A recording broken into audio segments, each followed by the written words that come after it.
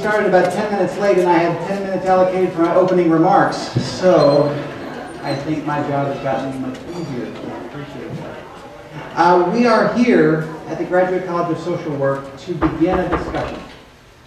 We are going to come together today to talk about an amazing opportunity that we have not only as members of this university, members of this college, but members of this community, to start to forge what I surely hope is a shining example for the American future. We have brought together what in my opinion is a rock star panel that I have the great pleasure of introducing to you today to talk about this opportunity today, and specifically what we can do as citizens, as social workers, as members of this community to become a shining example for America as we begin to build a truly great multicultural society here in Houston. Today we are going to hear from 4 distinguished panelists who are going to give us information in what I hope is a true social work sort of way. So let me kind of paint the picture for you. We're going to have 2 panelists, Dr.Stephen Klineberg and Quan, who are going to give us what I believe is an amazing assessment of an opportunity that we all have in this city today to shine the light for the American future. Then our next 2 panelists, Father T.J. Martinez and Jean Latting, are going to talk about some of the solutions, some of the interventions, if you will, that we could implement today to again be a shining example for the country, because surely, as Dr. Klineberg's data will show, Houston has the opportunity either to be a shining example or a cautionary tale of how to build or not to build a multicultural society. So, we're going to hear from 4 panelists, and then we're going to start the discussion, both between the panelists and hopefully with you, the audience. So we're going to get right to it. Let's get the presentations. Let's get them out, let's get you this information, and then start thinking of your questions. Because this needs to be a dialogue. Again, this is the beginning. It's the beginning of a discussion of how we together can truly build an amazing city. With that, our first panelist, Dr. Stephen Klineberg. I had the great pleasure of seeing Dr. Klineberg present his data at Discovery Green, and I have to say it was an inspiration. It became the inspiration for me as the gala chair for the College of Social Work here at the University of Houston. It's April 26th, by the way. Hope you can buy tickets and tables. But it clearly showed me his data, his work over the past 30 years with the Kinder Institute of what the opportunity is for this college to really make its mark in Houston in an amazing, positive way. So this man, in no small portion, is an inspiration to me. Thank you so much for being here, and with that, Dr. Klineberg. Yes, thank you very, very much. Thank you. Well, it's a great privilege for me to be here and to share with you what we think we've learned from 30 years of systematic surveys in Houston, Texas. I get unfairly credited with having planned to spend my life studying Houston. It was fell to my lot as a professor of sociology at Rice to teach a research methods class for sociology majors back in 1982. Houston was booming. 1 million people had moved into Harris County between 1970 and 1982. We were adding 1,380 people a week, 230 cars and trucks every day to the streets and freeways of Harris County, and the greatest boom anyone had ever seen, brought about by the tenfold increase in the value of oil. This was a one-company town riding the resource of the industrial age to continued prosperity. 82% of all the primary sector jobs in Houston, 82% of the jobs were tied into the oil business. The price of a barrel of oil was selling for $3.20 in 1970, went to $10 and $15 with the Arab oil embargo to $20, $25, $32.50. Houston's prime industrial products that increased tenfold in value with no lessening of world demand. This was boomtown America. It was also a city world famous for having imposed the least amount of controls on development of any city in the Western world. Come on down and make money. So what if it smells a little bit? That's the smell of money. We Houstonians proclaimed ourselves to be the epitome of what Americans can achieve when left unfettered by zoning, government regulation, excessive taxation, free enterprise. Growing concerns about the social costs of growth, about traffic and pollution and crime. So we did a one-time survey. A friend of mine, Rosie Zamora, had just started a telesurveys of Texas, and we said, let's get the students involved in doing a survey, how people are dealing with this incredible city, growing at this incredible rate, but with growing problems that were not really being addressed. Never occurred to us to do another survey. It was a one-time survey. March of 1982, 2 months later, the oil boom collapsed. The price of oil had been at $32.50, suddenly fell down to $28 by the end of 1983. There was a worldwide recession. There was an oil glut. Houston had been building and borrowing on the basis of $50 oil, and 100,000 jobs were lost in Houston by the end of 1983. We said, my God, we better do this survey again. And so for 30 years, now the 31st year this year, my students and I have been taking a representative random sample of Harris County residents reached by random telephone numbers, a random adult in each random household, asking people with identical questions over the years, how do you see the world? What is happening in your life? And we have sat back and watched the world change. The story of Houston, I pressed the wrong button, there we go. Houston went into major recession and then recovered into a restructured economy and a demographic revolution. And these are the transformations occurring across all of America, nowhere more clearly seen than in Houston, Texas. This is where, as Christopher suggested, much of the American future is going to be worked out. And let me just, as quickly as I can, I've only got 20 minutes to cover 30 years of my life. I'll do the best I can. This is one measure of these 30 years. How would you rate job opportunities in Houston? Excellent, good, fair, or poor? In 1982, 76% were saying job opportunities excellent or good. Oil boom collapsed. There was a slight recovery in 84. The saying in Houston was, stay alive till 85. Just a slight adaptation in the oil business, not to worry, boomtown Houston will boom again, as it always has throughout all of its history, and then the real hit. The falling price of Texas oil kept falling, fell below $10 a barrel in late 1986, early 87. 1 out of every 7 jobs that had been in Houston in 1982 disappeared by 1987. It was the worst regional recession of any part of the country at any time since World War II, in a city that had known nothing but economic boom from its beginnings until the fateful date of May 1982, when the world that Houston inhabited changed forever. And then recovery, and by 1990, Houston had recovered the jobs lost between 82 and 87, now no longer counter-cyclical. When I first came to Houston in the 70s, the saying was, if it's bad for Boston, it's good for Houston. And vice versa. We were a whole other country down here. You guys up in the Northeast were having your stagflating 70s. We were booming. I remember bumper stickers in the 70s. There was one that said, drive fast, freeze a Yankee. Probably shouldn't have said that.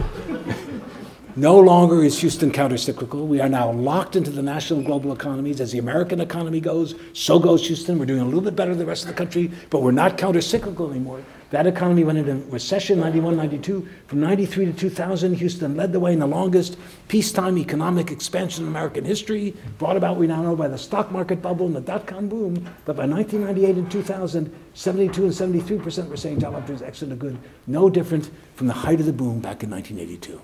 Recovery into a radically different economy. And then the recession of 2000 and the jobless recovery that followed, economic optimism eroding, coming back up, and then dropping from 60 to 57 to 49 to 38 last year, 38 this year. We're actually in the field right now collecting the data for the 212th, the 2012 31st annual Houston area survey. But the story that I was telling last year is that the bleeding has stopped, but there's no clear sense of a recovery. We'll see what people are telling us today. I think there is now a sense that we're beginning to come out of this deep recession that has been a part of the national scene for the last couple of years. It's a new economy. The source of wealth from now on will have less and less to do with natural resources, which was the basis for the wealth of Houston and Texas throughout all of its history, and more to do with human resources. The blue-collar path to economic security has disappeared. The big employers in Houston in the 1970s was Hughes Tool Company, Cameron Iron Works, good blue-collar jobs, some of the strong right arm, willingness to work hard, put me to work, America, coming out, working in the oil field manufacturing world and expecting to be able to make a middle-class wage. Those blue-collar jobs are gone. We are in a global economy. Companies can produce goods anywhere, sell them everywhere. If you are doing a job that I can train a third world worker to do, and I pay that third world worker $10 a day to do that job, I'm not going to pay you $10 an hour. And we are watching across America, and particularly clearly in Houston, a growing gap between rich and poor, predicated above all else on access to quality education. What you earn depends on what you have learned in a way that has never been as true as it is today. Suddenly, the blue-collar jobs, that if you are doing a job that I can program a computer to do, that's what I'm going to, and if I can program that computer for any routine production job, that's what I'm going to do. Education is now critical. And here's a picture of the American economy in the quarter century after World War II, national figures, that incredible period after World War II when the rising tide lifted all boats. The poorest 20% of Americans more than doubled their incomes in that period. The richest 5% virtually doubled theirs. The average American man, wherever he was on the up escalator during that quarter century after World War II, the average American man doubled his income in real terms. 34% of the jobs in America were union jobs. The unions could negotiate with the corporations to ensure that workers shared in the prosperity of the company. The average American man doubled his income between 1950 and 1970, and those were the years when we celebrated the stay-at-home housewife mother in suburbia. The average American woman gave birth to 3.6 children, and the baby boom was launched upon the land. I'll come back to the baby boom at the end of my remarks, because there's a lot to do with the demographics of the 21st century, but this is the last quarter century, when virtually all the benefits of economic growth have gone to the richest 5%, most of that to the richest 1%, most of that to the richest 1/10 of 1%, in a striking redistribution of earnings out of the hands of the poor and the middle class into the hands of the rich and the super rich in a way that we have never seen before in American history, with the possible exception of 1928, just before the collapse of the entire economy with the Great Depression.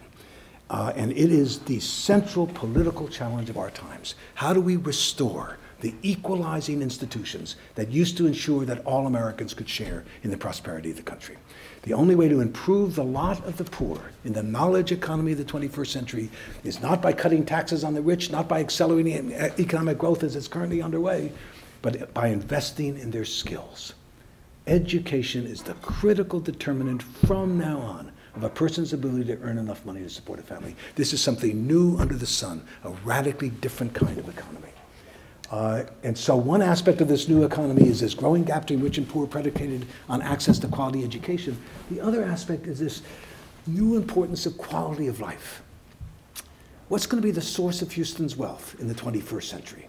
The source of Houston's wealth in the 20th century had everything to do with our location in the East Texas oil fields. Houston's location in the East Texas oil fields accounted for everything in the 20th century, is going to count for less and less, and eventually for zilch in the 21st century. What will be the source of Houston's wealth? And the answer is biotech, with that incredible medical center, 100,000 people at the medical center, 24,000 doctors, major research, bio-nanotech with nanotechnology at Rice, superconductivity at U of H, bio-nano-infotech, bio-nano-info-envirotech. The source of wealth for Houston in the 21st century will have to do with attracting the best and the brightest people in America, working at the cutting edge of knowledge, able to put that knowledge into commercial ventures. The resource of the knowledge economy is housed between the ears of the best and the brightest people in America who can live anywhere. And suddenly, quality of life issues that never mattered in Houston. So what if it smells, right? So what if it's a little ugly? This is Houston, we're making money.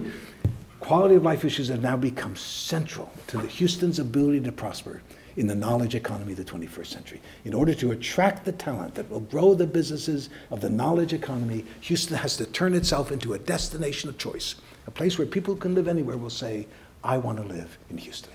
And it's fascinating and gratifying to watch the business community coming to grips with that reality, so that suddenly the Quality of Life Coalition came out of the Greater Houston Partnership to plant 1 million trees in the city, to tear down the billboards and landscape the freeways so those 2 major roads that you take from the airport into Houston are not among the ugliest roads in America, but green highways bringing you into a green city. This new proposal of a Bayou Greenway initiative to raise the public and private monies to build 250 miles of linear parks, of linear bike trails and jogging trails along all 10 of the major bayous of Houston, uniting them together into a way that can turn Houston into a place where people who can live anywhere will say, I want to live in Houston. One example that I often use is in our surveys, we ask people, in this most automobile-dependent city in America, the most spread out, least dense major city, we asked in our survey last year, if you could live in any kind of housing that you wanted in Houston, what would you prefer? And 57% said, I want to live in a single-family home with a big yard, even if I have to drive most of the places I need to go. Thank you very much. But 41% of all Harris County adults in this far-flung, automobile-dependent city of ours, 41% said, I would prefer to live in a more urbanized home within walking distance of shops and workplaces. And you can see a city reinventing itself for the 21st century. And so it's a fascinating sort of picture of a city, a 19th century business-oriented city committed above all else, as it always has been, to economic prosperity, prepared to roll up our sleeves with enlightened self-interest and say, okay, what do we need to do to position Houston for success in the very different world of the 21st century? But at this very same moment, I tell people, that's plenty to keep sociologists like me fascinated by this city trying to come to grips with it. This very same moment has come this fundamental, irreversible transformation in the ethnic composition of the Houston, the Texas, and the American population. So here is a picture. This is the story of Houston, is that this was basically a biracial southern city dominated and controlled in an automatic, taken for granted way by white men throughout all of our history. And in the last 30 years, Houston has become the most ethnically diverse city in the country. And I'll show you why in just a second. Here are the census figures for the last 6 decades. U.S. Census, Harris County, 1960, 1.2 million people living in Harris County. Here was our biracial world. 74% of us were Anglos, 20% were African Americans, 6% were Hispanics, less than 1/2% were Asians. I tell you, we know who those Asians were. That's the G family, right? They all came here from Mississippi. This was a biracial world, and during the oil boom, it was Anglos pouring into Houston because this is where the jobs were. And by 1980, Houston became the 4th largest city in America, still an overwhelmingly Anglo city, 63% Anglo, 20% African American, 16% Hispanic, 2% Asians. The Anglo population between 1970 and 1980 grew by 22%. Then came the oil bust. And between 1980 and 1990, the Anglo population grew by 1%. Between 1990 and 2000, the Anglo population dropped by 6.3%. For the first time ever in the history of Houston, there were fewer Anglos in Harris County in 2000 than 10 years earlier, and it dropped again by 5.2% by 2010. Meanwhile, in the 1990s, as the Anglo population was dropping by 6.3%, the African American population grew by 22%, the Hispanic population by 74%, the Asian population by 76%. And by the year 2000, there were 3.4 million people living in Harris County, Texas, all of us minorities. And the census of 2010 said there are now 41% of us are now Latinos, 18% African Americans, 8% Asians, fewer than 33% are Anglos. 1980, Harris County was 63% Anglo. Today, it's less than 33% Anglo. That's a very big change in a very short amount of time. I tell you, you've got to be gentle with Anglos. Who are all these people? No one consulted with me before they came. Not surprised, not everybody's entirely happy, but this is a truly remarkable fundamental transformation. Several quick things to point to. Had Houston not been one of the great magnets of the new immigration of the last 30 years, this city would have lost population. We would have the same fate as other major American cities across the country that are losing their status as major cities. Philadelphia, Baltimore, Pittsburgh, Cincinnati, Cleveland, what else? St. Louis, Buffalo. Instead, Houston is one of the most vibrant, rapidly growing cities in America with a tremendous entrepreneurial spirit and activity purely because of the tremendous energy, vitality, commitment to hard work of immigrants pouring into the city from Asia, Latin America, Africa, and the Caribbean.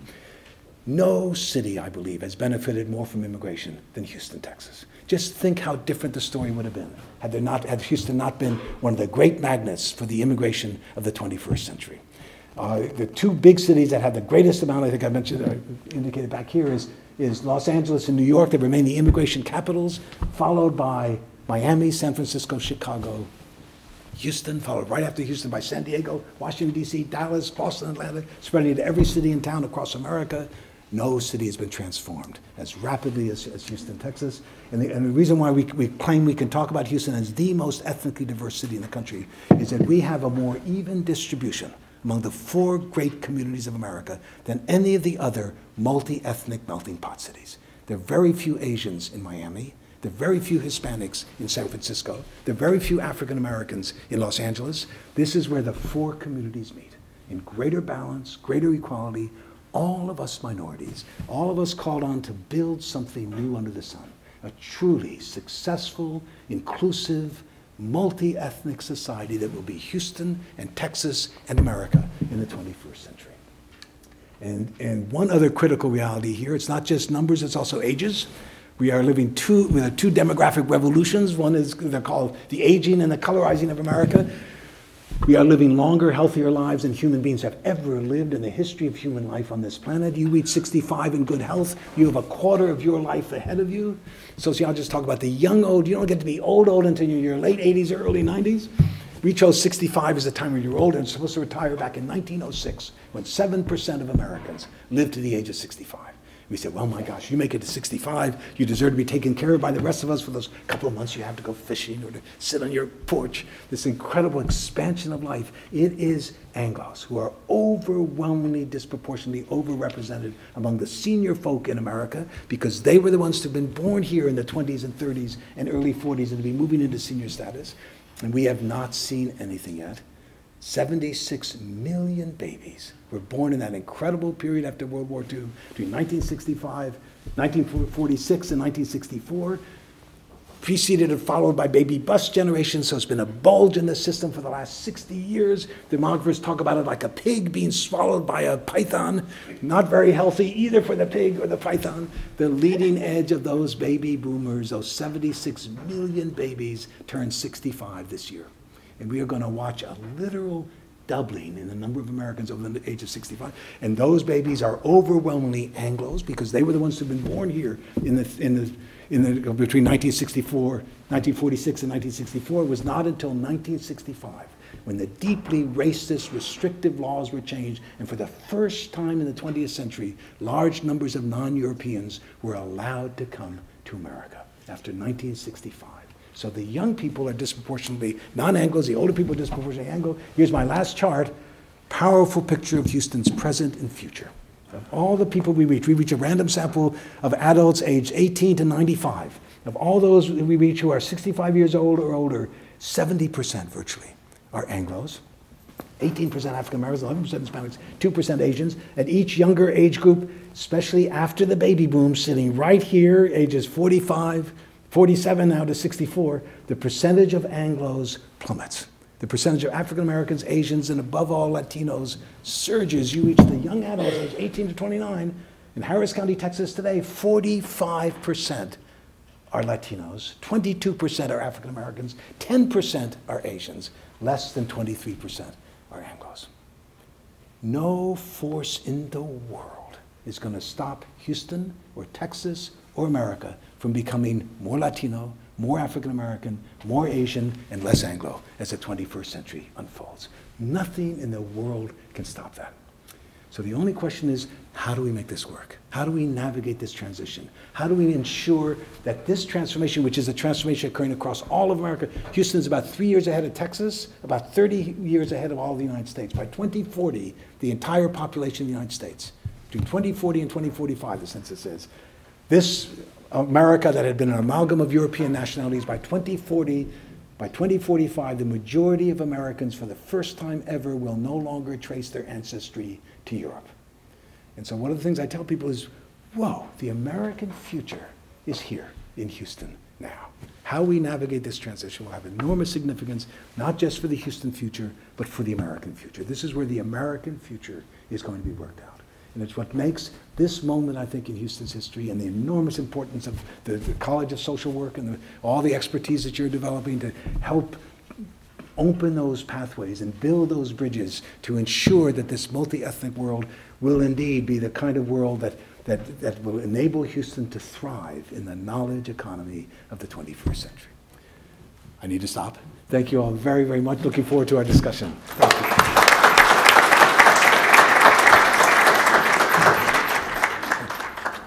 Thank you, Dr. Klineberg. I hope you all see a little bit of what I saw in Discovery Green. I hope you heard what Dr. Klineberg said. There's the call to action for social work.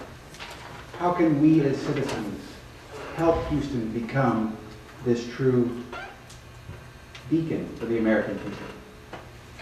As I said, this is the beginning of the discussion. So the challenge to you is to start thinking of these things now. And you'll have your chance by the end of the afternoon. Dr. Klineberg, I don't think I'll be letting the cat out of the bag if I say, I mentioned we have a gala coming up on April 26th. Dr. Klineberg it will be honored as our Spirit of Social Work Award winner at our gala.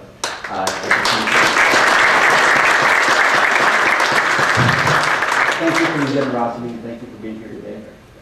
Our next speaker is Gordon Quan, and Mr. Quan and I had the great opportunity to meet actually at our house. My wife Melissa and I had Gordon and his wife and several other people who were supporters of the college out to our house, and I just can't tell you what a kind, unassuming, gentle soul this was in my house, sitting there just passing the time, chatting, just chatting away, and I said, well, who is this man? And I go and pull this bio, and it is absolutely astounding. And I typically never read these things, but you have to hear these terms. Gordon has been recognized as a trailblazer by the National Asian Pacific American Bar Association, Spirit of America by the National Chinese American Citizen Alliance, a bridge builder by the Mason Society, the highest honor given to a non-Mason, Friend of the Homeless by the Coalition for the Homeless, Council Member of the Year in Houston, Voice for Children by Children at Risk. Gordon was the first Asian American to be elected to City Council in Houston in a citywide election, and the first to be Mayor Pro Tem. I had the wonderful opportunity to talk to him about what we might say today at this roundtable discussion, and he told me amazing stories from his experience in government and also from his experience as an immigration law attorney. Dr. Klineberg gives us the macro view of the assessment of what we're facing as a community and as a college. Gordon Quan is going to put a human face on a micro level on all these cultural differences. Mr. Quan. Thank you, Chris. Let me say, like Christopher, I was inspired by Stephen Klineberg to hear his reports. And being elected to City Council, I thought, well, okay, we have this great melting pot in the city that's changing demographically. Well, what does that mean? How do we implement some of these ideas? This coloring, this browning of America, as he used to say. And what I was looking at in becoming a city council member was, okay, where do we begin to make this city a true example for the future of America? One of the things we began with was this Mayor's Office for Immigration and Refugee Affairs, because we felt like it was important that there was an equity that they felt like they had, that immigrants had when they came to Houston, that they were no longer strangers, but they were welcomed in this city, and that their value in business, in talents, in any way that they have was something that we appreciated in Houston.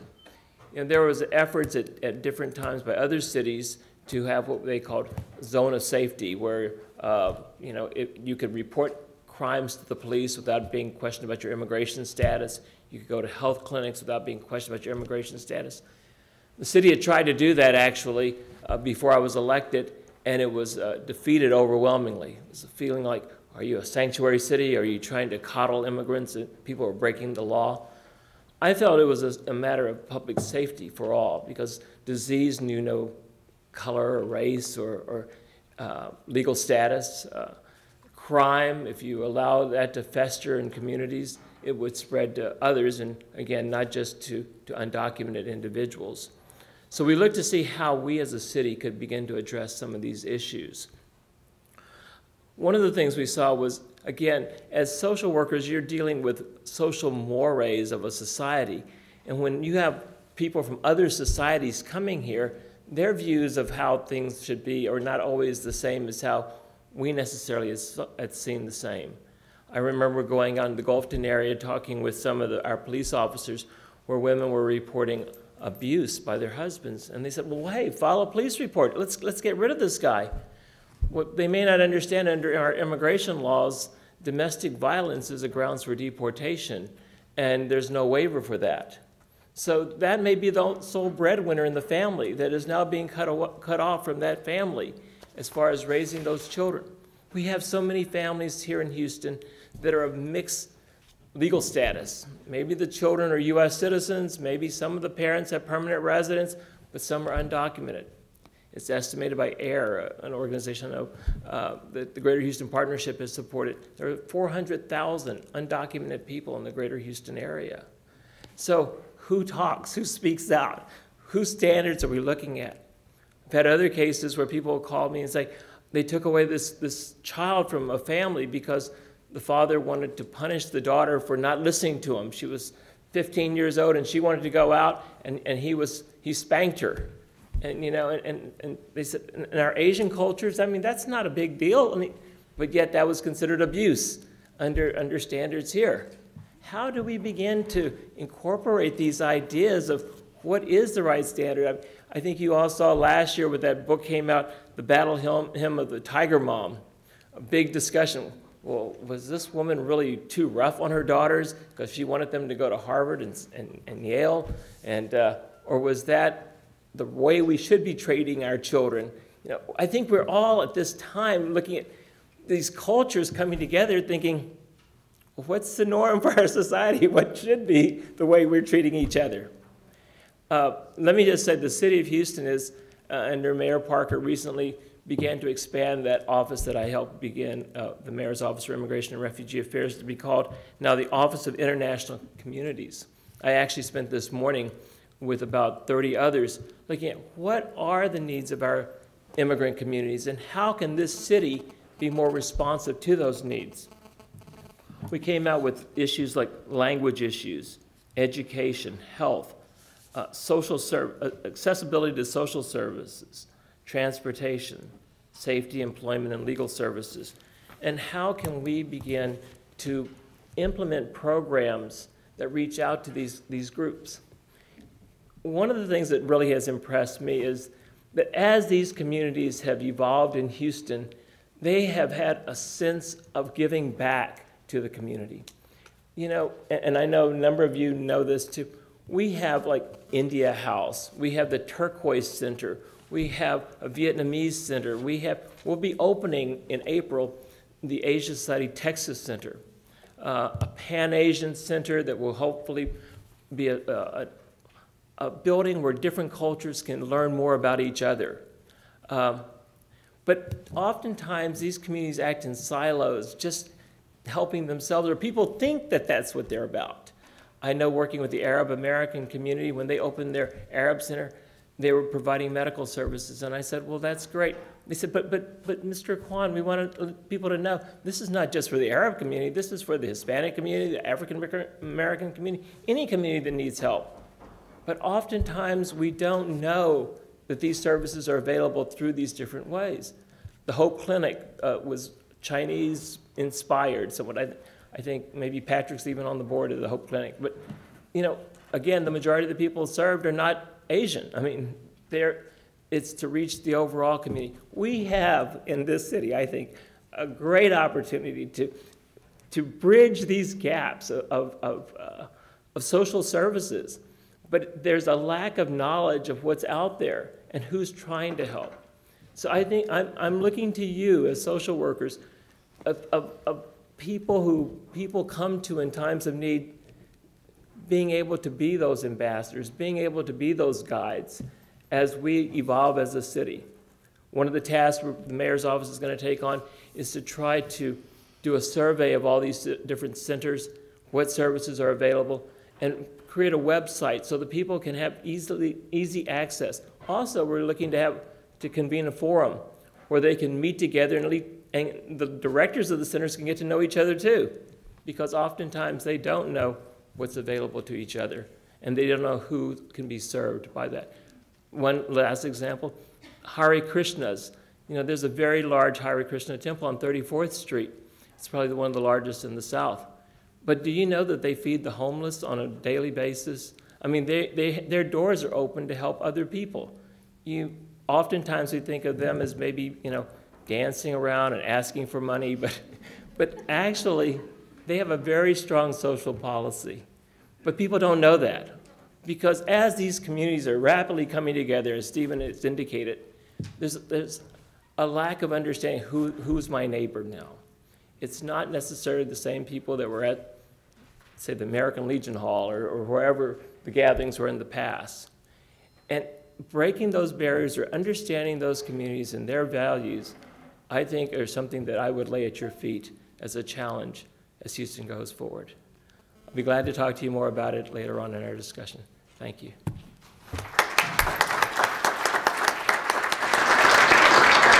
Thank you, Mr. Quan. You hear it again, call to action. This isn't just being passive listeners, although you've been a very patient group of passive listeners so far. But I hope you're taking notes, because the discussion's coming. The next man I have the great honor of introducing, I just have to say, I really did think about this earlier today, and I thought, who are the people in my life that I most admire? And I couldn't think of anyone that I admire more than Father P.J. Martinez. I've had the wonderful opportunity to get to know him on a number of different levels. The company that I work for, by the way, I'm a social worker in a non-traditional role that Dr. Latting is going to talk about in a little bit. I work for a company that sponsors a team of students, and has for the last 3 years, from Cristo Rey Jesuit Academy in Houston. It's a college prep school for the poorest of the poor in our community. And this man is the founding president. This man put that school on the map. I had the opportunity to go to a recent president's reception and meet some of his foundation, some of his board members and foundation committee members. And I heard the most amazing compliments of this man, not just as a spiritual leader and an educator, but as a CEO and a businessman and a leader of an organization. And I got the highest compliments from the most accomplished, some of the most accomplished business people in our community. He is a man who clearly has transcended all stereotypic roles. And he's here today to share with us some of the solutions that he's found in building bridges within this community, also on a socioeconomic level. And he did it through business. So he's going to talk to us today about the corporate work study program at Cristo Rey Jesuit. Very proud to introduce my brother, T.J. Martinez.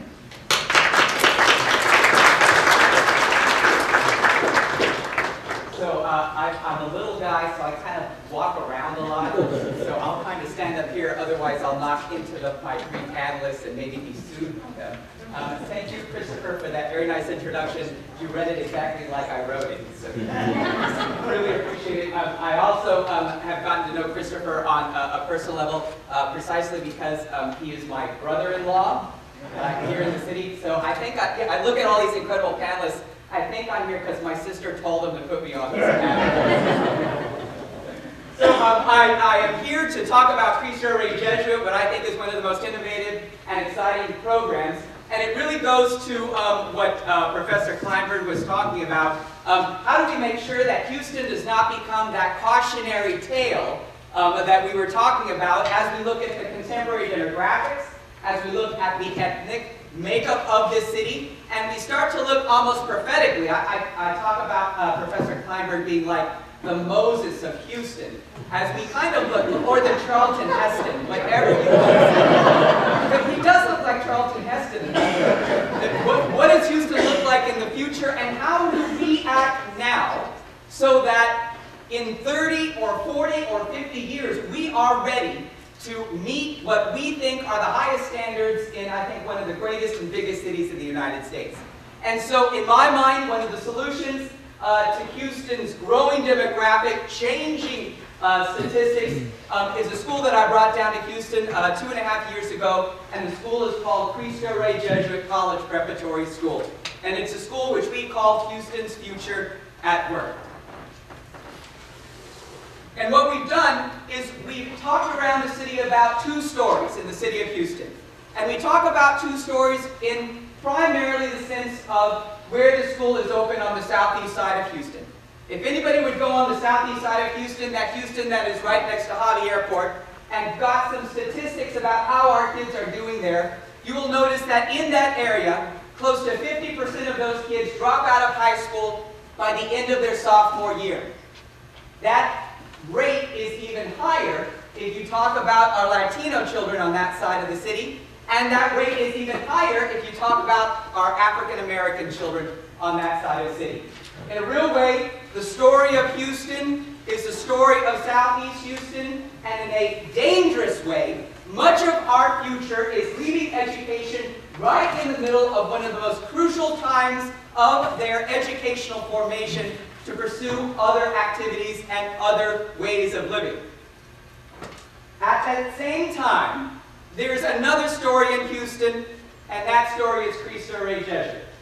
So what we've done is we've established and founded and brought to Houston a different model of education, a different model of private education, a different model of education in terms of academics and work study that we think will turn around that growing trend of children leaving too young and too inexperienced from their schools. And so what we've done is we've created a system of education that will empower students to reach their potential. We've created a curriculum that will give students strength in order for them to reach out and garner the skill set that they need to be the next corporate and civil and political and religious leaders in this city. And how have we done that? Basically, we unleash Houston's human potential with this program. One of the basic building blocks in doing that is that we have removed all financial barriers in order to get into this school. Number one, we only accept children who are living at or below the federal poverty line. It is a very exclusive school. Only take those children. Well, thank you, everybody. Mr. I didn't make anybody say that. The second thing that we do is we actually charge no tuition all 4 years that these children attend this school. One of the financial barriers that has kept our kids out of schools and in the streets, especially in our private educational system, it costs too much. We have removed that barrier. We ask families to make a small financial contribution based on what they can pay. We have most of our families paying $25 for their kids to attend this 4-year private school. There are even families who can't afford that, and I've even wheeled and dealed, and there's one family actually paying by cooking our children breakfast in the morning. There is contribution on the parents' part so long as they buy into the system. Every child is required to both study and work as part of their careers at Cristo Rey Jesuit, and those salaries help cover the operating expenses of the school. As we continue on, we talk about these kids, and we were talking about founding this school literally just 2 years ago when I arrived in Houston and started bringing this new model of education to the southeast side of the city. We were hoping at that time that we would be lucky if after 2 years we would have 100 kids. We have close to 300 children at Cristo Rey Jesuit right now. What we do is those children work at different corporations around the city as part of the curriculum. So they go to school for 4 days a week, 10 hours a day. Their parents drop them off at 7:30, and we do not let them out till 5:30. That saves 1 day free for them to go work at major corporations around the city. Those corporations pay them a salary, and that salary pays for their education. We were hoping that we would have 25 corporations that might buy into the crazy idea that we could have 14-year-olds being productive members of society. All you parents know what I'm talking about when I say that. Rather than 25 corporations around the city of Houston, we have 75 corporations around the city. Methodist Hospital, University of Houston College of Technology. We have Vincent & Elkins Law Firm. We have Ernst & Young. We have other law firms around the city. And so these kids are literally working their way through school as they're learning not only about classroom academics, but how to succeed in corporate Houston. The final thing is we hope that they would somehow be able to make some money to pay for this different educational model in the city of Houston. This year alone, those close to 300 children will be making $1.6 million towards their own school. That is a miracle in terms of what sophomores and freshmen are doing in this city. And so I made them clap when I said that in front of them. Our students bring energy and diversity to your organization. 77% of our students are Latino, 16% African American, 3% Asian. We have a pretty even split in terms of male and female. 20% of our parents did not finish high school. There are other parents who never went to high school. And yet these are the kids that are breaking those cycles of education, impoverishment. They're breaking cycles of poverty itself. They're breaking cycles of gangs and drug culture that is on that side. They really are that next generation of the greatest generation if we do our job well at Cristo Rey Jesuit. The average family size is 5. Again, they pay about $25 a month. Most of our children qualify for free or reduced lunch. There is no requirement in terms of what religion they have to be in order to get into the school. Our job is simply to help the poorest children in the city get to college. As we continue on, one of the big things that helped us out was Mrs. Bush coming to visit. She was fascinated with this model that we could provide Houston. And so in an incredible, I think profound way, we went from a small little startup school, and with her visit, we became another model of education reform in the city of Houston. As we continued on and talking about it, we talked about how we prepare Houston's future corporate leaders of tomorrow. What these kids do is they work 1 day a week and go to school 4 days a week. They form a team of 4 to have 1 employee. So 4 kids make up 1 employee at these businesses. And basically, we run a job leasing agency as part of the school. And we have these employees, which are our children, doing productive work for corporations around the city. The Summer Training Institute we have started at Cristo Rey Jesuit in Houston. We bring these kids early in the summer and we train them how to be successful corporate leaders in the city of Houston, starting with the most basic levels. In terms of our sponsors, rather than 25, we have 75. Corporate Houston has bought into this idea that children can work their way into successful jobs in the future. And what we've done is we've really captured the imagination, television, radio, the city of Houston, and the Houston Chronicle calling us the next generation of education reform in this city. We are Houston's literally future at work, and a quick video will show you basically what we've done on the southeast side.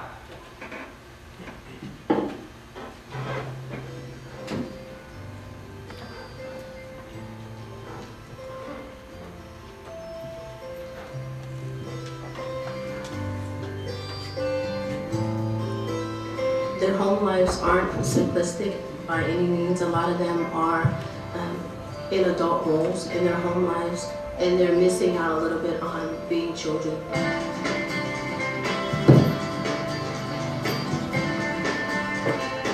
It's not just changing the life of 1 student or 160 students. What Cristo Rey Jesuit is all about is to change Houston.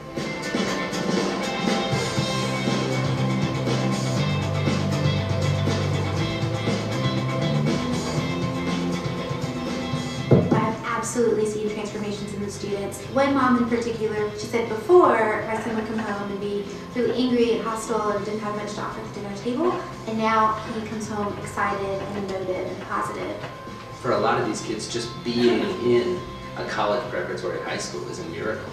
What we're telling them they're capable of doing, and what they're trying to believe that they're capable of doing, is something that they've never really witnessed before. In my family, the whole family, I would be the 2nd person to graduate from high school. And the biggest transformation that I've seen is that kids have started to believe and see that I can do this.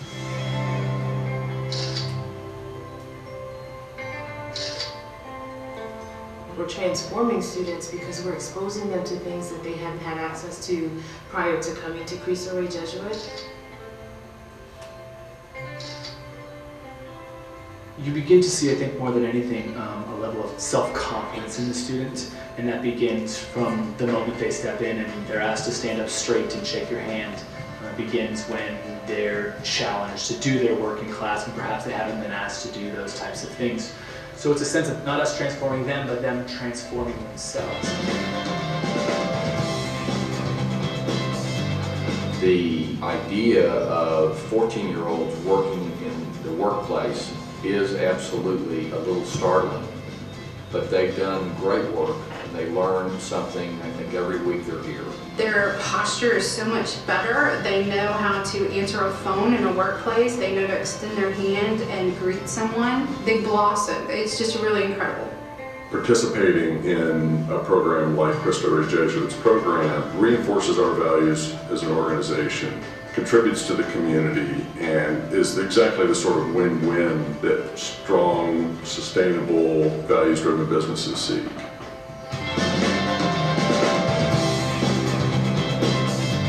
Students come here energized at the beginning of the year, and then once they realize that it's a safe enough place to where they can really excel academically, they get even more motivated. I'm reading the poem, and then I look up from the poem, and 3 people are crying, and 2 of them are boys, like crying in the classroom, you know, and it's like, yeah. A miracle. The dream has come true. The children who are all of our children tonight are our future. This program saves lives. This program saves families. This program saves futures.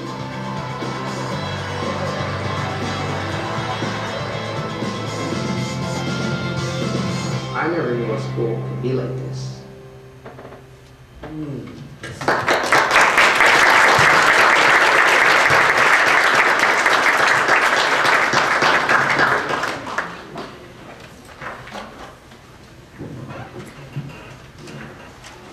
Well, there's not much to add to that video, so I won't try. Last, and certainly not least, we have our own Dr. Gene Latting. Dr. Latting was one of my professors during my MSW here at University of Houston Graduate College of Social Work.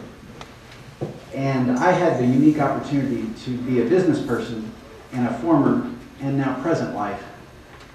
And it was Dr. Latting's organizational development class that taught me how to create synergy for my social work education and training and my business education and training.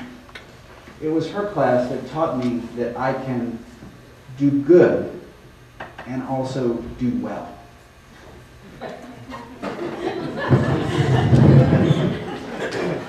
With that, Dr. Latting.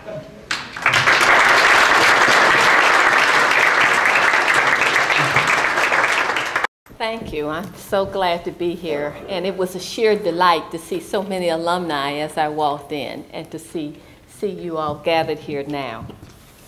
Okay, so I'm here to talk about one of my favorite topics, and that's social workers in non-traditional settings, and how we as social workers have the potential to help businesses and government in Houston grapple with the new demands that Steve Klineberg has presented to us so thoroughly and eloquently. We have a lot to offer as social workers, but not the way of people traditionally think of social work.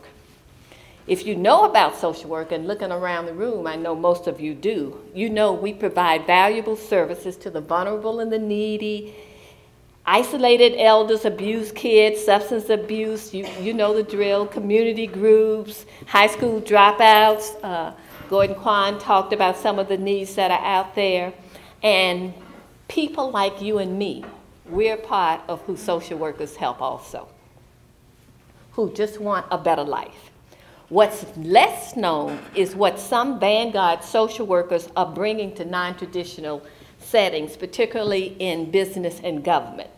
It's called the value proposition. That's the term for it. My goal here is to show the value proposition of social workers in business and government where multiculturalism is imperative. I have a special interest in this area because it's what I do. My work is focused on helping leaders develop themselves and their organizations so they may better meet their goals and achieve meaning and satisfaction in life. The way sometimes I colloquially put it, there are those who work directly with the vulnerable. And then there are those of us who work the vulnerable with the vulnerable who are working with the vulnerable. That's what we do. So planning for this discussion, I got curious about our alumni who have jobs not commonly associated with social work. With Ann Lieberman's help and Rosalind Rose, Rosalind. And Ann? She is. Okay, I ended up emailing 48 of these Vanguard alums with a series of questions about their work. 29 responded, Allison, and over here, and Rosalind helped me analyze the responses. You have on your chair that list of those who responded.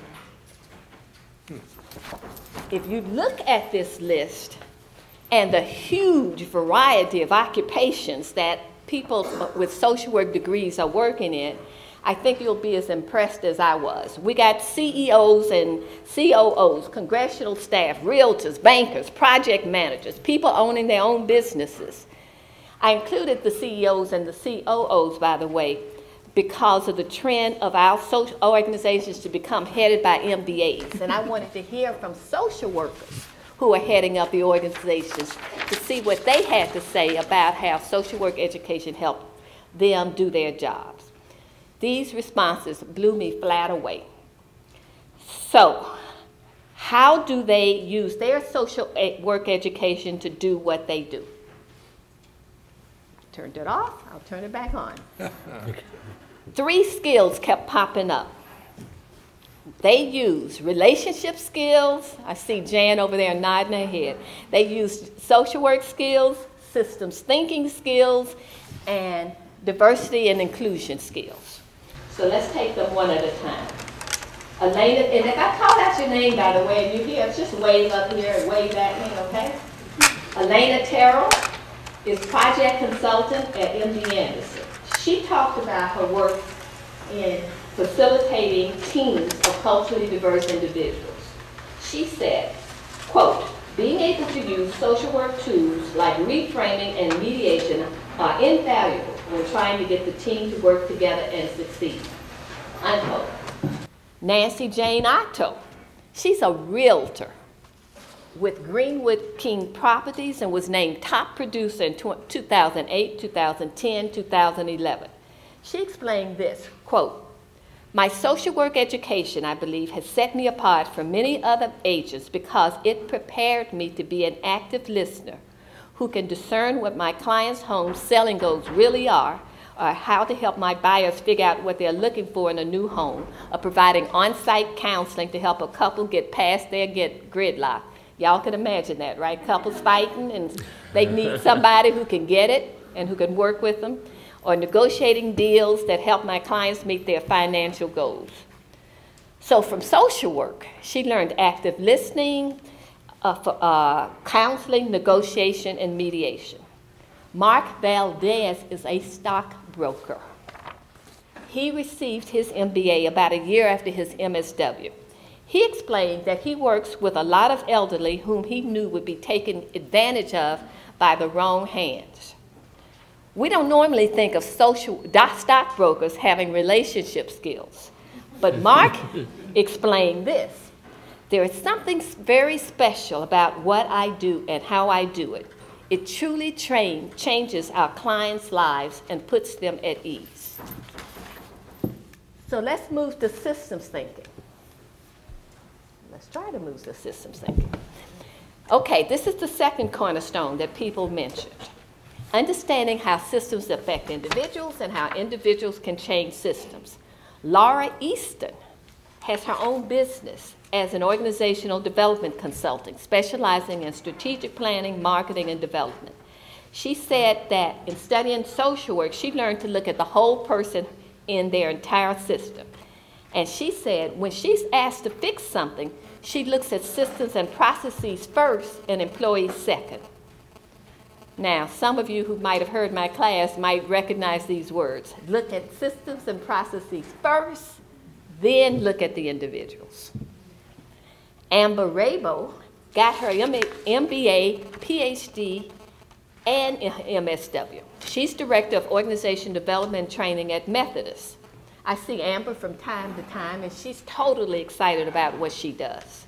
Here's what she had to say, quote, "So many of the skills I learned in GCSW are so entirely relevant to the work I do today, ranging from how I coach and counsel my employees and clients to how I approach systems change. The only difference is the language.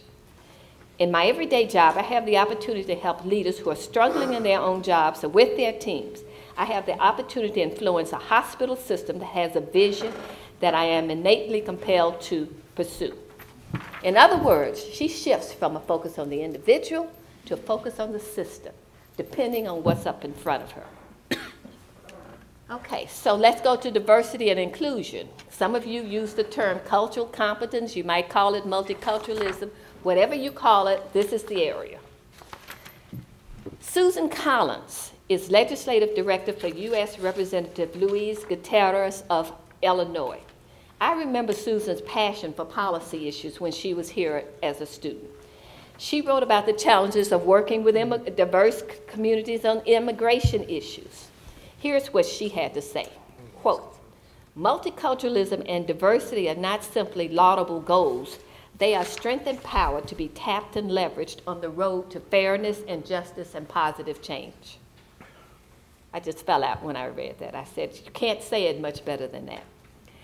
Mary Holland has her own consulting firm and works with me in Leading Consciously, our leading development company. She provided a vivid example of how her social work education prepared her for work in leadership coaching in the corporate sector. Here's Mary, quote, "I was coaching a white male executive who labored under the burden of political correctness. In other words, he felt like everything he did was scrutinized under the microscope of was he prejudiced and was he operating with unconscious bias. As we worked together, he saw a way to honor his individuality, share his skill and insights born out of his experience, manage the bottom line, all while mentoring 3 women of color. Before we worked together, he was exclusively focused on them during his mentoring meetings and rarely shared himself. He came to see that one of the reasons the women wanted him as mentors was so that they could learn what he knew. What I like about Mary's example was that she illustrated that diversity and inclusion is about all of us, not just about ethnic minorities. And she also illustrates how complex it can be to try to disentangle what is and is not supportive of a multicultural environment where people's strengths are respected. So here comes Mel Taylor, whose name is going to be recognizable to a whole bunch of you, CEO of Council on Alcohol and Drugs. He said leveraging diversity begins with self. He wrote, quote, "I understand my own biases and prejudice and never forgotten what it feels like to be helpless but not hopeless." So reading these responses was heartwarming and gratifying. You walked in the door, you sitting here, knowing that social workers have a lot to offer individuals, families, and communities who want to reach beyond their current constraints and achieve new heights of satisfaction and meaning in their lives. You also knew about social work's heavy emphasis on these 3 skills: relationships, systems thinking, and diversity and inclusion. What I wanted to introduce to you is that these 29 alumni are saying that our potential as a profession goes beyond individuals, families, and communities. We have much to offer our own organizations in top leadership positions, and we have much to offer businesses and government organizations as they strive to meet the challenge that Steve Klineberg has laid out: how to maximize the strengths that come from our diversity. We have solutions to address these issues. It's what we stand for and what we have been doing since the beginning of our profession. So here's one last quote. This is from Chris Brown, our esteemed moderator over here. Okay. And what he had to say about what he is doing in our family business. He said, the GCSW's emphasis on multiculturalism and diversity helps me formulate a vision of where I want this company to be in 3 to 5 years. This is his family business he's talking about. Honestly, this organization is in turnaround mode. It's all about reduction of harm and incremental improvement for now. But soon we will be in a position to transform this organization from a good old boy network into a fantastic 21st multicultural workplace. We're not there today, but thanks to the GCSW, I have a vision of where we're going. I can't improve on Steve's statement. Thank you.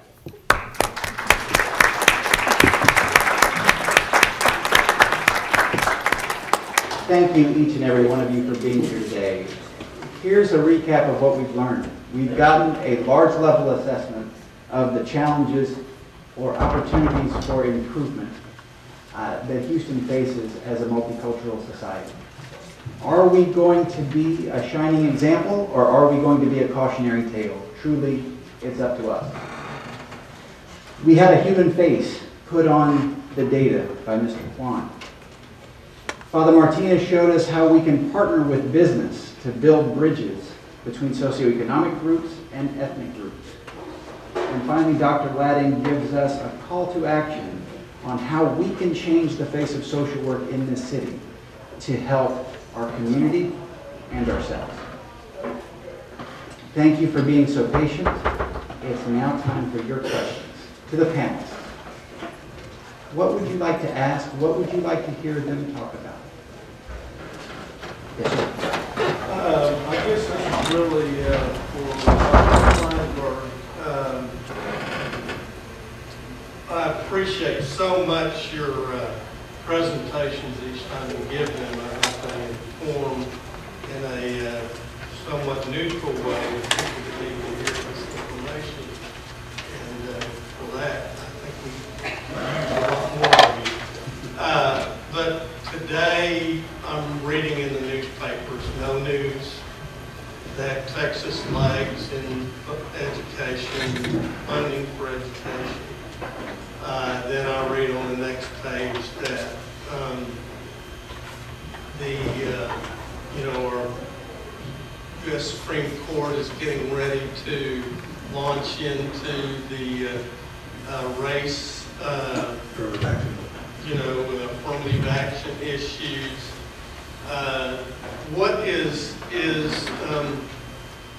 How does your research inform us from a policy standpoint? Do you have any thoughts on what you're finding versus what we're seeing in those areas? Right, thank you. That's a tough, everybody understands how critical education is and how critical it is to reach out to this broader communities that will be us in the 21st century. But no one wants to spend any money, and everyone's worried about the economy, and we pride ourselves in Texas at having low taxes and low spending on public services. But Houston is ground zero for educational reform in this country.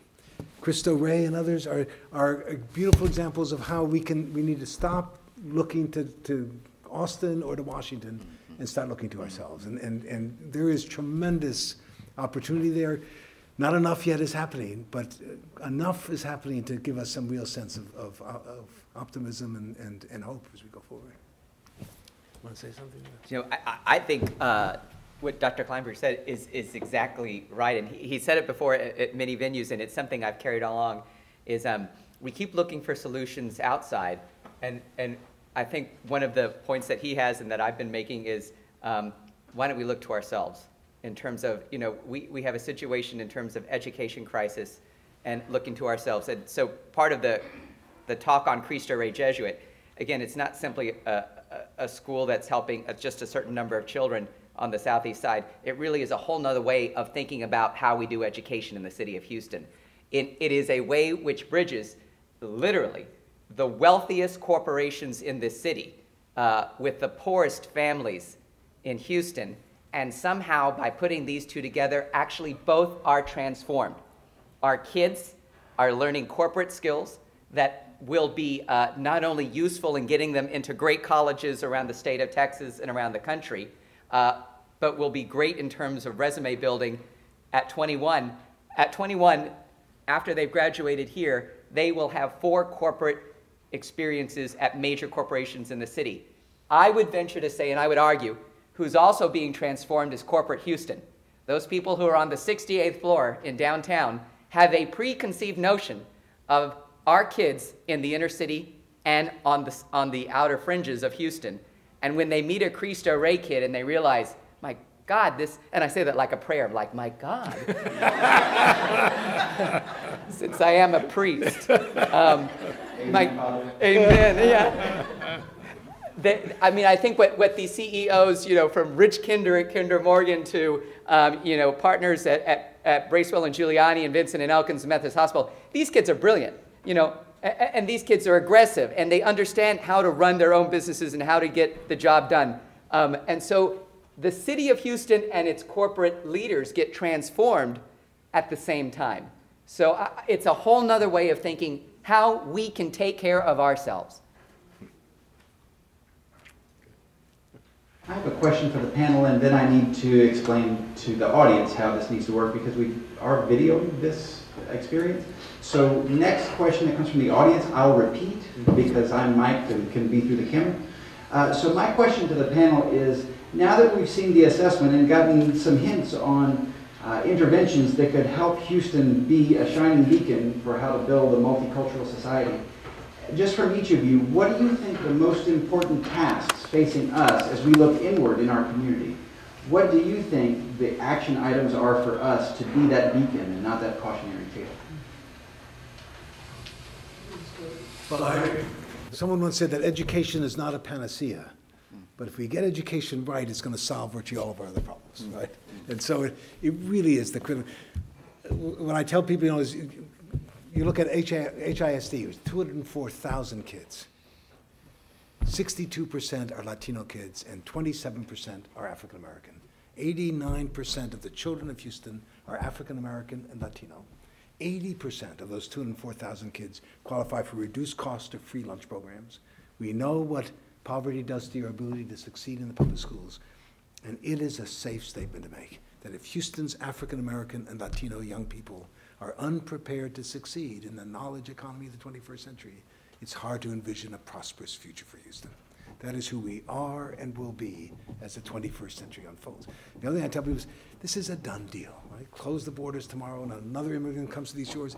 60-year-old Anglos are not going to be making a whole lot more babies. Right?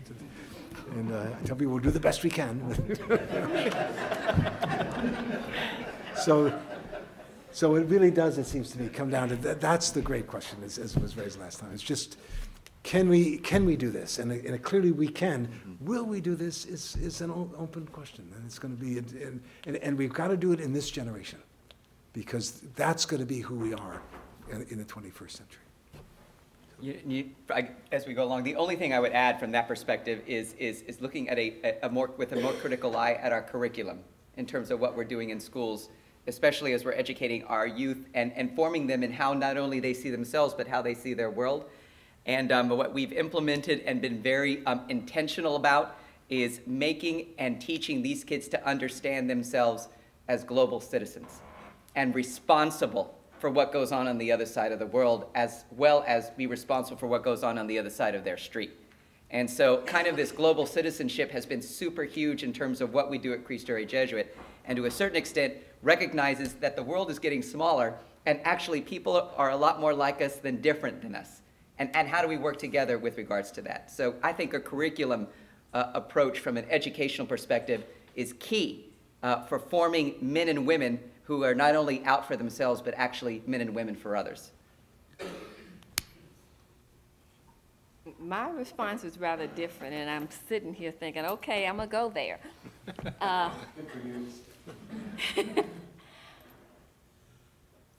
We can stop othering people who are different from ourselves. I think that begins with us. We in social work sometimes other business, people in the business community. We other our bosses, the heads of the organization. We don't or other clients. We can relate to them, but it's the others, the people that we assume have power, that we other.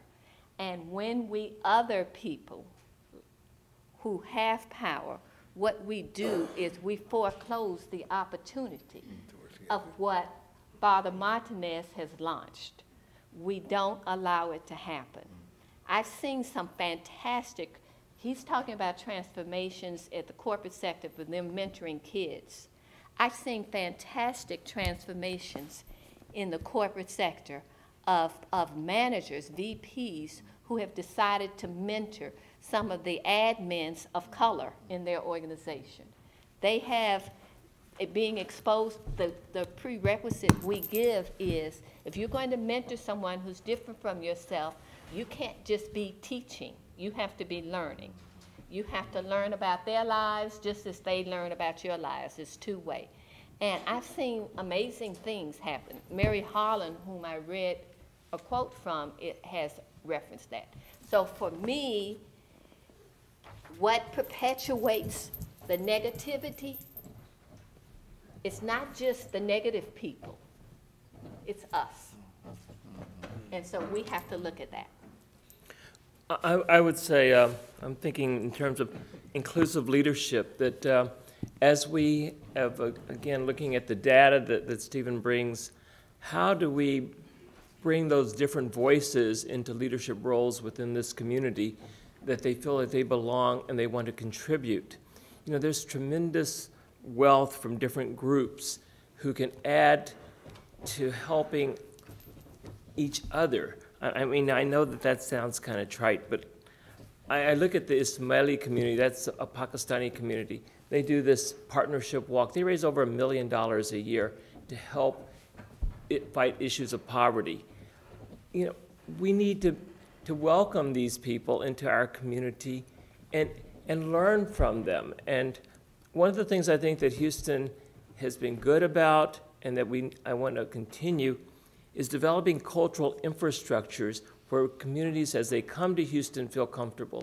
You know, Stephen talked about you know, this knowledge-based economy, but you know, when people come here, if they don't feel welcomed, they'll go elsewhere. I mean, we have schools and churches and banks and all this infrastructure in place that can make a person feel like Houston's a great place for them, that they feel they're reminded of their home. And incorporating those communities together takes leadership at a higher level that values all that. That's what I would think is, I would see as our way to capture these figures into a positive way. Thank you all very much. I have a comment and a question to the panel. I'm Patrick Brown, faculty member here in social work.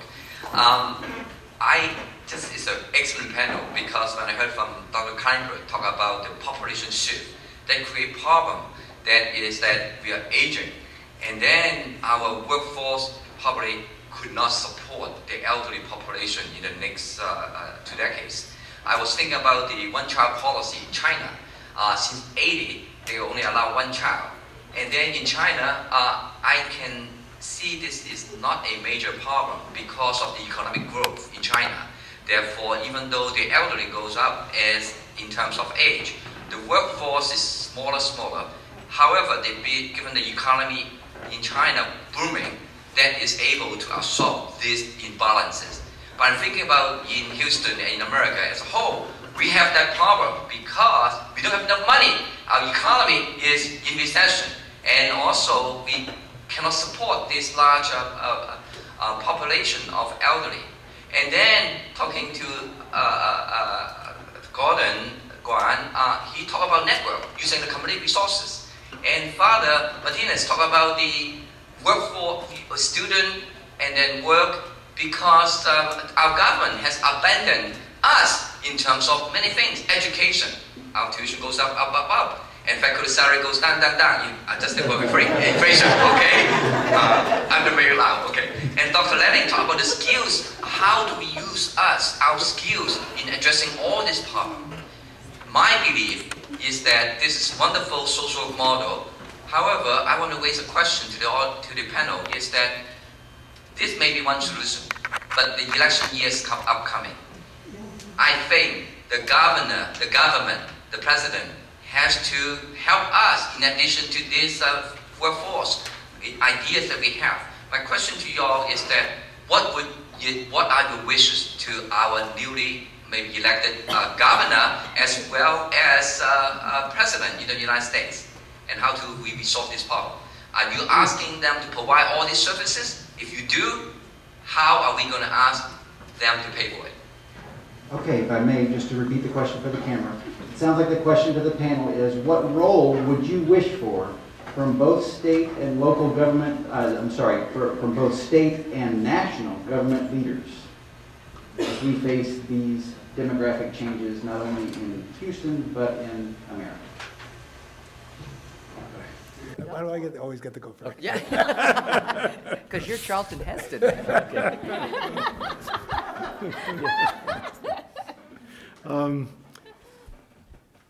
Wow.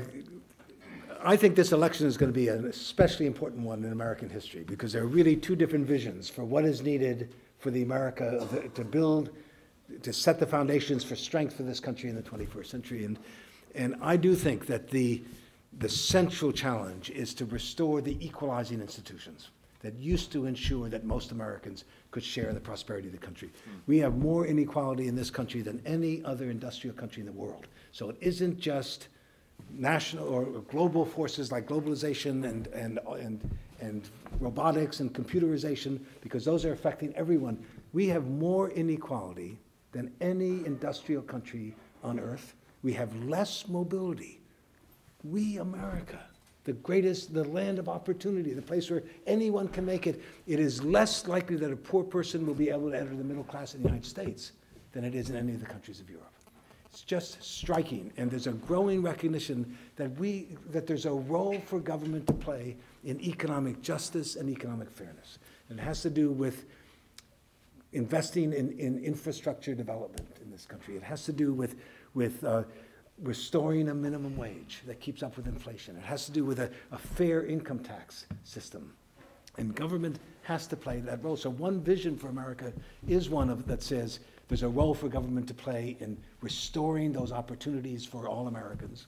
And then an alternative vision that says the problem in the American economy is that there's too much government interference and there's too much regulation, and the free enterprise system is freed to hire new people and to put new innovations in operation will restore America. And that's going to be the question that this generation is going to be faced. I thought one other thing that you'd mentioned, Patrick, is one of the arguments is, you're right, we've got this aging population of old Anglos, and we've got this younger population of non-Anglos largely who are going to be the basis for. So people are now talking about an intergenerational compact, and tied into many different things, but Social Security. We've been paying Social Security all of our working lives, and that money has not been saved for me when I retire. It's gone to help the people who already retired. So I have a stake, baby boomer heading into retirement. I have a stake in making sure that these young African-American Latino kids are prepared to do well in this new economy, to make a lot of money so we can tax the daylights out of them to take care of us at our old age. And there's a growing recognition that there really is a compact here that could be developed that says we really do have a personal stake in these kids doing well in the 21st century.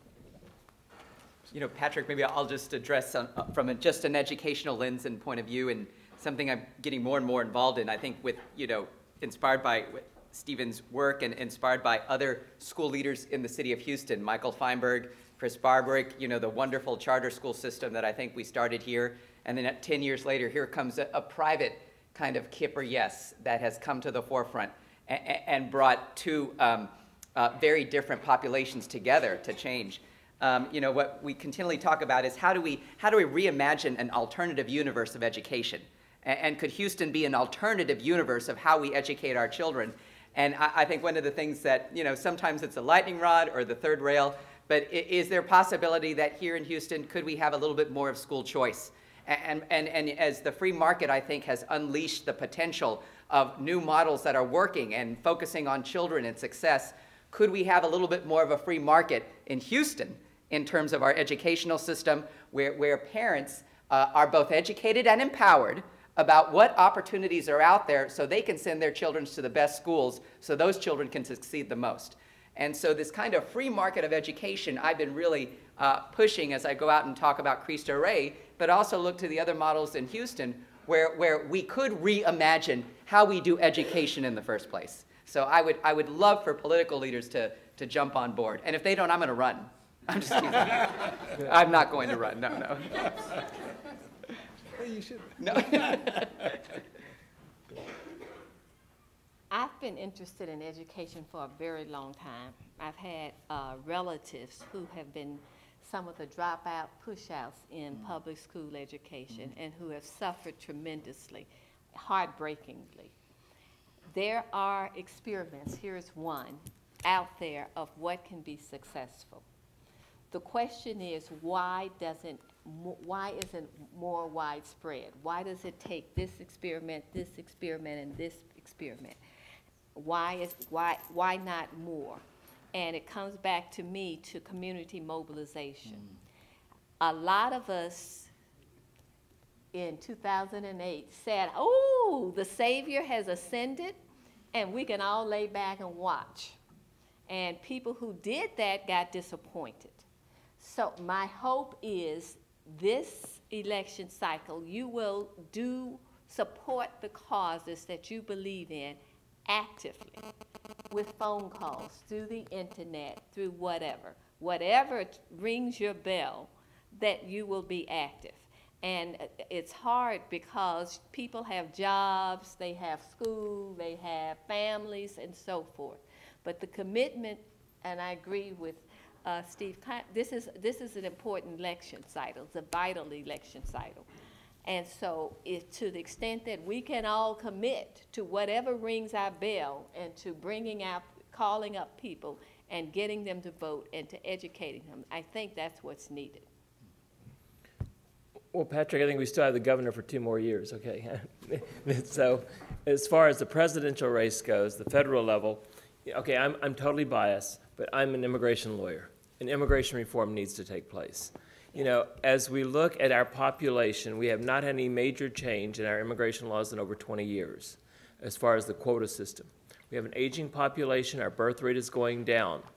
There's a great movement of people. If we can unleash the power of those 400,000 people who are undocumented to take full-time jobs, to be able to come aboard from underground economy to above ground, paying taxes, I think we would see a great revitalization of our economy. You know, you talk about Hong Kong and China. I mean, I was there in Hong Kong, it's booming, and China's booming. But Hong Kong is predicting that by the year 2018, they will have a shortage of workers. I mean, that's only 6 years from now.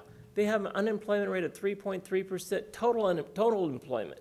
These are the things that we're facing in the world today. And we are part of a global economy.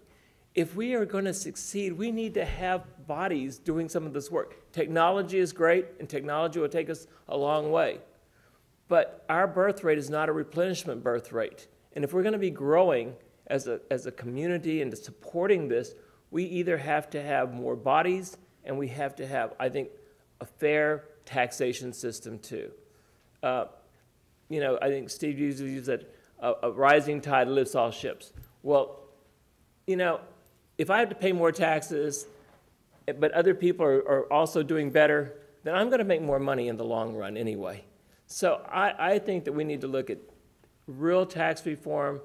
The rich have gotten away with a lot, I think, in the last few years with tax reform that under the Bush administration. I'm biased there too. But anyway, those are the things I'd like to see in the next term, hopefully by the same president. But anyway, so that's how I see things. So as a reward for hanging in there with us through this presentation, I hope you've gotten a lot to think about. We have time for one more question before there's a reception in the entry there. So we have right here wine and food for us, so let's not forget that, and we'll take one more question. Good evening.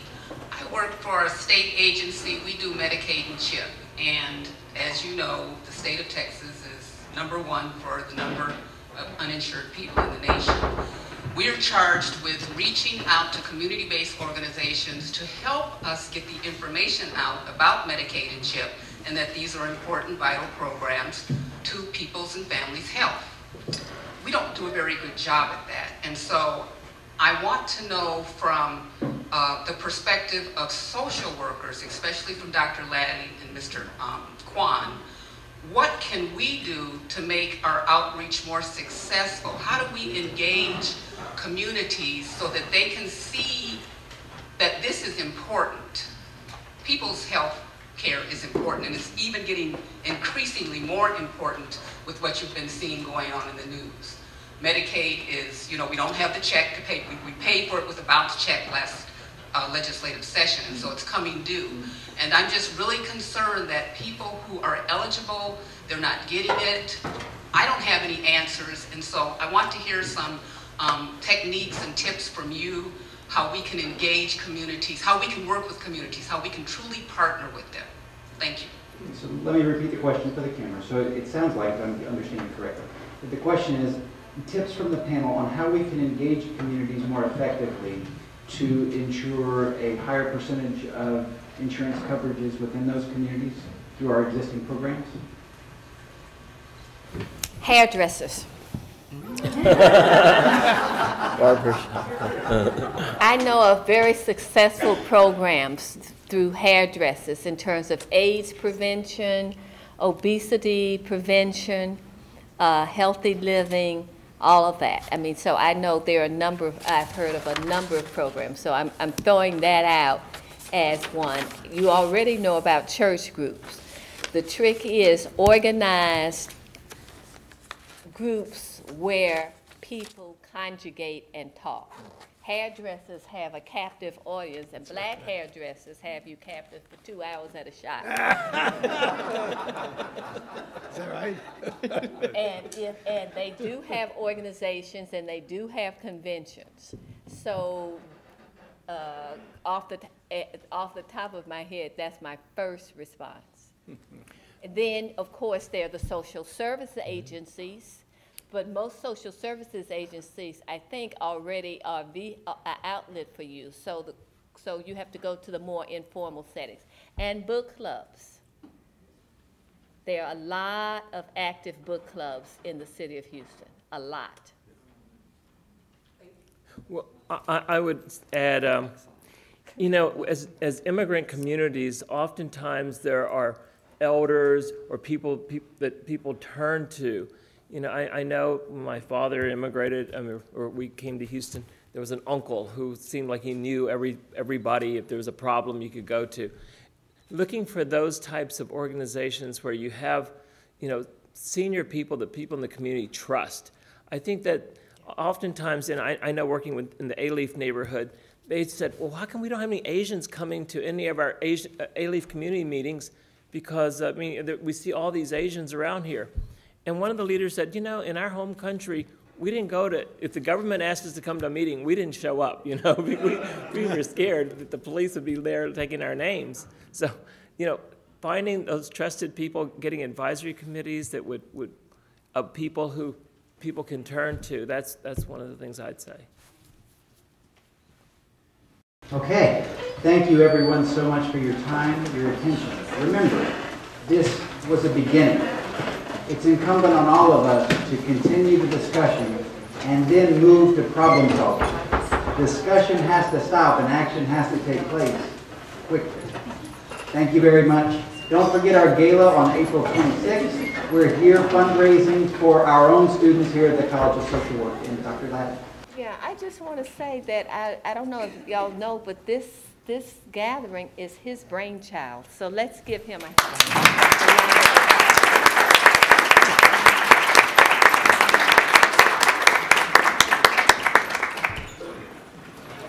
Great. Yeah, that's a wonderful presentation.